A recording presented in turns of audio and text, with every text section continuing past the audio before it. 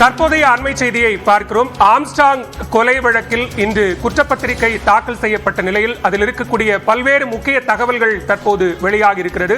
Armstrong கொலைக்கான காரணங்கள் குறித்த பகீர் தகவல்கள் குற்றப்பத்திரிகையில் இடம்பெற்றிருக்கின்றன. கூடுதல் விவரங்களோடு இணைகிறார் சிறப்பு செய்தியாளர் கோகுல். விவரங்கள். ஆம்ஸ்ட்ராங் கொலை வழக்கில் குற்றப்பத்திரிகையில் வெளியான பரபரப்பு தகவல்கள் தற்பொழுது வெளியாகிறது. குறிப்பாக 4892 பக்கங்கள் கொண்ட இந்த குற்றப்பத்திரிகையை செம்பியம் போலீசார் எழும்பூர் நீதிமன்றத்தில் தாக்கல் செய்துள்ளார்கள். குற்றப்பத்திரிகையில் 300 சாட்சியங்கள் சேர்க்கப்பட்டிருக்கிறது. குறிப்பாக அரசியல் ரீதியாகவும் சமூக ரீதியாகவும் சென்னையில ஆட்கள் பலத்தோடு வளர்ந்து வந்த ஆம்ஸ்ட்ராங் அவருடைய வளர்ச்சியை தடுக்கவே கொலைக்கு தூண்டியதாக இந்த கைது செய்யப்பட்டவர்கள் நடத்திய வாக்குமூலத்தில் தெரிய வந்திருப்பதாக குற்றப்பத்திரிகையில் குறிப்பிடப்பட்டிருக்கிறது. அதே போல ஆருத்ரா கோல்டு மோசடி விவகாரம் தொடர்பு இருப்பது இந்த கொலைக்கு சம்பந்தமில்லை என்பதும், ஆம்ஸ்ட்ராங் கொலை செய்ய 4 முக்கியமான முன்விரோதங்கள் இருந்ததாக குற்றப்பத்திரிகையில் தெரிவிக்கப்பட்டிருக்கிறது. அஸ்வத்தமன், அதாவது நாகேந்திரனுடைய மகன் அஸ்வத்தமனுடைய நில விவகாரம் தொடர்பாகவும், சம்போ செந்தில் தலைமைச் செயலக காலனியில் வீடு விவகாரம் தொடர்பாக 30 லட்சம் ரூபாய் மிரட்டி வாங்கி கொண்டது தொடர்பாகவும் இந்த கொலைக்கு முக்கிய காரணமாக இருந்திருப்பதாக குற்றப்பத்திரிகையில் தெரிவிக்கப்பட்டிருக்கிறது.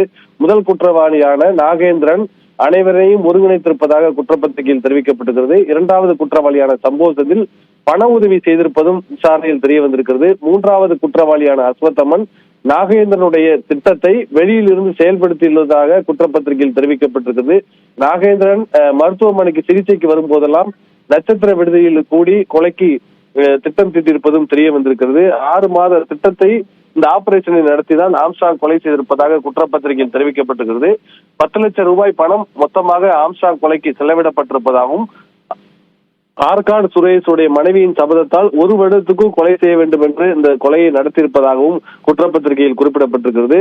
11 குற்றவாளிகள் மூலம் தொழில்நுட்ப ரீதியான விசாரணையை இந்த குற்றவாளிகளை கண்டுபிடிக்க உதவியதாகவும் குற்றப்பத்திரிகையில் தெரிவிக்கப்பட்டிருக்கிறது. இதுவரை 63 வங்கி கணக்குகள் முடக்கப்பட்டிருப்பதாகவும், 80 லட்சம் ரூபாய் பணம் பறிமுதல் செய்யப்பட்டிருப்பதாகவும், அதாவது 1.5 கோடி 80 லட்சம் ரூபாய் பணம் பறிமுதல் செய்யப்பட்டிருப்பதாகவும் குற்றப்பத்திரிகையில் தெரிவிக்கப்பட்டிருக்கிறது. இது போன்ற பல முக்கிய தகவல்கள் இன்று தாக்கல் செய்யப்பட்டுள்ள குற்றப்பத்திரிகையிலிருந்து வெளியாகிருக்கிறது.